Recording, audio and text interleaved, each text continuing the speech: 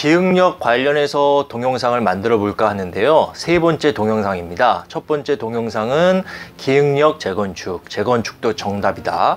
또 재건축은 어떻게 진행될까, 몇 년 걸릴까, 이 동영상을 시청하시고 난 다음에 보시면 더욱더 좋습니다. 한성 아파트가 어디에 위치해 있냐면요, 분당선 기흥역 1분 거리 내에 위치해 있고요. 에버랜드 기흥역까지 운행하고 있는 지금 경전철이 있는데요. 여기에도 기흥역이 있습니다. 예, 그 기흥역이 위치해 있고요. 향후에 광교까지 이어진다는 계획을 갖고 있는데요. 그렇게 된다면 기흥역의 가치는 더욱더 높아지겠죠. 간단하게 한성 1차, 2차 이력을 한번 살펴볼게요. 기흥역 7번 출구, 6번 출구 1분 거리 내에 있고요. 세대수는 한성 1차가 570세대, 한성 2차가 384세대고요. 그 다음에 지역으로는 3종 일반 주거 지역이에요. 그래서 용적률이 290% 최대 적용될 수 있는 지역이라서 재건축할 때 다른 일반 주거 지역보다는 쉽게 할 수 있다는 장점이 있고요. 또 구조는 조립식 철근 콘크리트 구조입니다. 제 이전 동영상에서 보시면 이게 왜 좋은지를 아실 수 있고요. 또 대지 지분도 47.32제곱미터, 전용 면적이 47.32제곱미터 기준으로 대지 지분은 50.118, 굉장히 대지 지분이 높죠.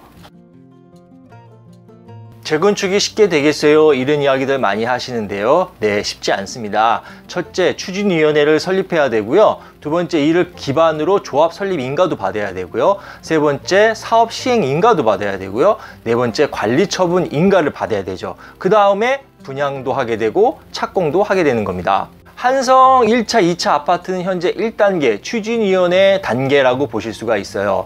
그래서 그 전에 어떤 걸 해야 되냐, 기본계획 수립이 돼야 되고 정비구역이 지정이 돼야 되고 그 다음에 안전진단도 실시하는 거죠. 지금 현재 주거환경 정비 기본계획은 수립이 됐고요. 이걸 이제 고시해야 되는데요. 여러 가지 코로나라든가 이런 것 때문에 좀 늦어지고 있어요. 하지만 지방의회 의견 청취라든가 도시계획위원회의 심의를 거쳐서 2021년도 상반기 내에는 고시될 것으로 보입니다. 이렇게 정비 기본계획이 수립되고 고시되면요, 안전진단도 실시하기 때문에 이 고시가 언제 되느냐가 굉장히 중요하죠. 언제 분양계약을 할 수 있겠는가 물어보신다면 지난 사례들을 통해 유추해 볼 수 있는데요. 통상적으로 정비기본계획 구형 지정부터 안전진단까지 했다면 최소 4년에서 6년 정도 소요될 것으로 보입니다. 2020년 6.17 대책으로 용인시 기흥구 수지구는 투기과열지구로 지정되었는데요. 많은 내용 중 재건축과 관련된 것은 재건축 2년 실거주 의무였어요. 수도권 투기과열지구 내 재건축은 2년 실거주한 조합원에게만 분양권 및 입주권을 허용한다는 거였죠. 그렇다면 2년 실거주를 못했을 경우에는 현금 청산 대상입니다. 감정 가격대로 현금 청산 대상이 된다는 거였어요. 조웅천 위원 등 10인의 이름으로 도시및 주거환경정비법 개정 법률안이 국회에서 위원회 심사 중인데요. 전문가들은 너무 궁금하기 때문에 실제 어떻게 진행하는지 보려고 또 막 찾아보는데요. 그 법률 개정안을 보면 이런 문구가 있어요. 과밀 억제 권역의 투기과열 지구에서 시행하는 용인 구갈동은 수도권인데요. 과밀 억제 권역일까요? 수도권은 크게 3개 권역으로 나뉘는데요. 과밀 억제 권역, 성장관리 권역, 자연보존 권역이요.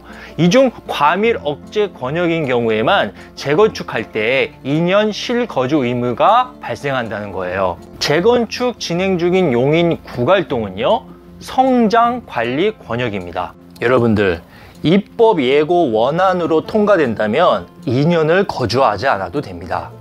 또 이 동영상을 보고 이런 또 맹점이 있었구나 해서 용인을 다시 또 성장관리 권역에서 과밀 억제 권역으로 바뀌지 않으면 모를까, 입법 예고 원안으로 통과된다면 2년을 거주하지 않아도 됩니다.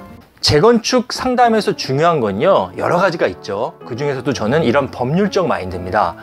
재건축은 철저히 절차대로 진행되는 거기 때문에 실제 법에서 어떻게 정의하고 있는지 법전을 다 찾아가 봐야 돼요. 귀찮은 사람들은 이런 걸 찾아보지 않죠.